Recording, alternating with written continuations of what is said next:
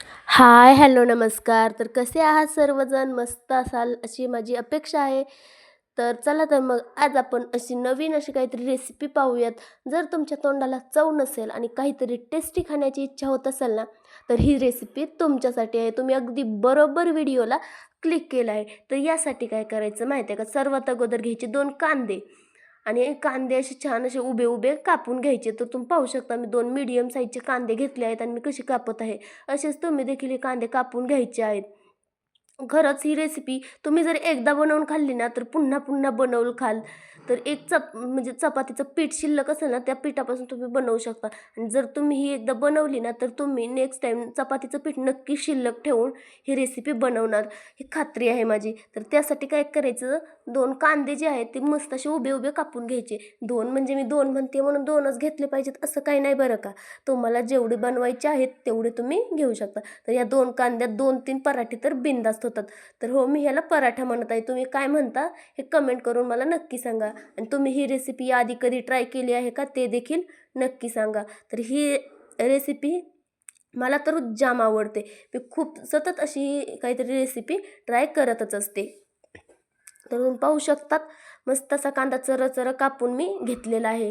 तर कसा कांदा कापते बघा आणि तुम्ही देखील असाच कापून घ्या. अगदी पातळ पातळ. माझ्यापेक्षा जर तुम्हाला पातळ कापता येत असेल ना, तर चांगलीच गोष्ट आहे. कारण हे जेवढं पातळ कापाल ना, तेवढा तुमचा पराठा बेस्ट होणार आहे. तर मी असंच छान असा कांदा इथे कापून घेतलेला आहे. तर सगळाच कांदा कापायचा आहे आणि याच्या स्लाइसेस जे आहेत ना, त्या सुट्ट्या सुट्ट्या करायच्या आहेत. त्या कशा ते मी दाखवतेच. त्यासाठी व्हिडिओ कंटिन्यू करा. जर पूर्ण रेसिपी समजून घ्यायची असेल तर व्हिडिओ कंटिन्यू करणं गरजेचंच आहे मित्रांनो. त्यामुळं ना संपूर्ण व्हिडिओ बघा. आणि आता मी तुम्हाला दाखवतेच कशा स्लायसेस वेगळ्या वेगळ्या करायच्या हे बघा. अशा तुम्ही स्लायसेस वेगळ्या वेगळ्या करू शकता. अशा जर केल्या ना, तर संपूर्ण कांद्याच्या पाकळ्या ज्या आहेत ना, त्या संपूर्ण याला मसाला चिकटतो. त्यासाठी असं करायचं आहे. तर सगळ्या कांद्यांच्या मी ते स्लायसेस करून घेतलेल्या आहेत, तुम्ही पाहू शकता. तर आता मी काय करते, हे सगळं जे आहे ना, ते एका छोट्या कढईमध्ये, तुमच्याकडे कढई नसेल तर तुम्ही बाऊलमध्ये देखील ठेवू शकता. पण आहे माझ्याकडे कढई, तर मी छोट्या कढईमध्ये ठेवते आहे. शिल्लक कढई आहे ही. यामध्ये टाकला आहे. तर यामध्ये काय करायचं, तुमच्या चवीनुसार, तुमच्या आवडीनुसार यामध्ये तिखट टाकायचं. तुम्ही म्हणाल तू केवढं तिखट टाकलं आहे, कारण हे तिखट जे आहे ना, हे लाल तिखट माझं अजिबात तिखट नाही आहे, त्यामुळं मी टाकलेलं आहे.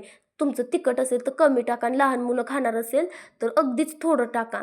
आणि मग यामध्ये टाकायचं थोडीशी धनिया पावडर. धनिया पावडर असणं गरजेचंच आहे. आणि मग टाकायचा थोडासा गरम मसाला. तुमच्याकडे कसुरी मेथी असेल ना, तर तुम्ही ती देखील टाका. त्यानं तर अगदी बेस्ट अशी चव येते. पण आत्ता माझ्याकडे कसुरी मेथी अवेलेबल नव्हती, तर मी स्किप केली. पण काही हरकत नाही, कसुरी मेथी नसली तर काहीच प्रॉब्लेम नाही. नसली तरी देखील हा पराठा खायला अतिउत्तम होतो. आणि मी खाऊन देखील पाहिलेला आहे, त्यामुळं मी सांगते खूप छान असा पराठा होतो, खात्रीनिशी सांगते. आता काय करायचं, हे मसाला जो आहे ना, तो संपूर्ण कांद्यात छान असा मिक्स करून घ्यायचा आहे. तुम्ही पाहू शकता मी कसा मिक्स करते आणि असाच तुम्ही देखील करायचा आहे.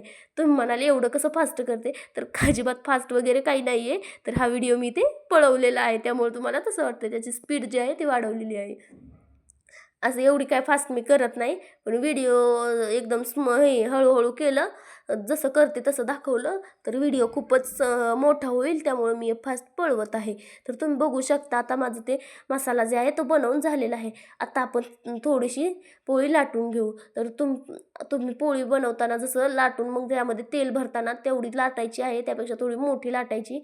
आणि मग हा मसाला जो आहे ना, तो यावर ठेवायचा. तेल नाही बरं का लावायचं, असाच ठेवायचा. आणि मग यामध्ये घालायचं आहे नमक. तर म्हणलं एवढं आत्ता शिक नमक, तर हो, कारण अगोदर जर तुम्ही यामध्ये नमक घातलं असतं, मीठ जे आहे ते अगोदर जर घातलं असतं तर याला पाणी सुटलं असतं. आणि पाणी जर सुटलं तर हे लाटताना व्यवस्थित लाटलं जाणार नाही, ते फुटलं जाईल. हे असंही फुटणारच आहे, कारण मी जास्तच यामध्ये कांदा घातलेला आहे. तुम्ही यामध्ये कमी देखील घालू शकता. तुम्हाला जसं बनवता येईल तसं तुम्ही घाला. तर हे कांदा घालायचा, मसाला घालायचा, मीठ टाकून छान असं हलवून घ्यायचं. सगळ्या कांद्याला मीठ जे आहे ते लागलं पाहिजे. आणि मग छान असं ते त्याचं तोंड आहे ते असं मिटून घ्यायचं असं. बघू शकता तुम्ही मी घेतलं आहे. आता ह्याला थोडंसं पीठ लावायचं आणि छान असं लाटून घ्यायचं. कडं लाटायच्या बरं का, मध्ये मध्ये नाही लाटायचं. मध्ये मध्ये केलं तर ते फुटून जाईल. त्यामुळे मध्ये मध्ये कधी करायचं नाही, एकदम असं कडेनं लाटायचं आहे. तुम्ही पाहू शकता मी कसं लाटते, असंच लाटून घ्या. वाटल्यास तुम्ही जिकडून तोंडाचं दाबलं आहे ना तिकडूनच सुरुवात करा, पण मी चुकून पाठीमागून सुरुवात केली त्यामुळे माझा पराठा तर फुटणारच आहे. तुम्ही पाहू शकता आणि फुटलाच थोडासा, पण काही हरकत नाही, फुटला तरी खायला तर अगदी टेस्टीच होणार आहे ना. मग फुटला म्हणून काय झालं, तोंडात खाताना तरी आपण कुठं सावताच घालणार आहे, तोडूनच खाणार आहे ना.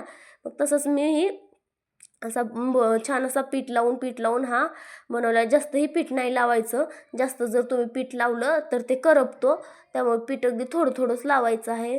शक्यतो जर तुम्हाला गरज नसेल तर पीठ नाही लावलं तरी चालतंय.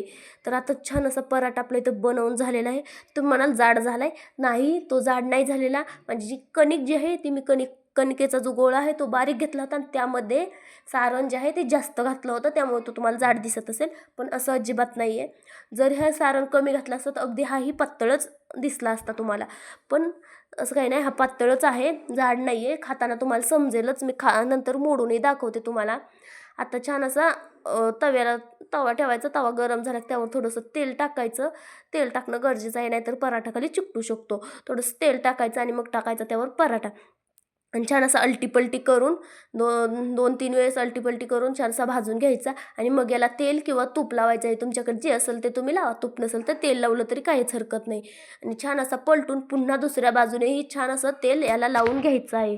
तुम्ही पाहू शकता मी छान असं याला तेल लावलेलं आहे आणि तेल लावून देखील अजून 2 ते 3 मिनिटं छान असा खरपूस भाजून द्यायचा आहे, कारण असा क्रंची झाला पाहिजे तरच खायला हा पराठा छान लागतो.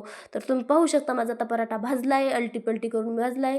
कसा असं आहे बघा, तर मग सगळे पराठे बनवून झालेले आहेत. तर सगळे बाजूला ठेवते आणि याचा आवाज तुम्ही ऐका.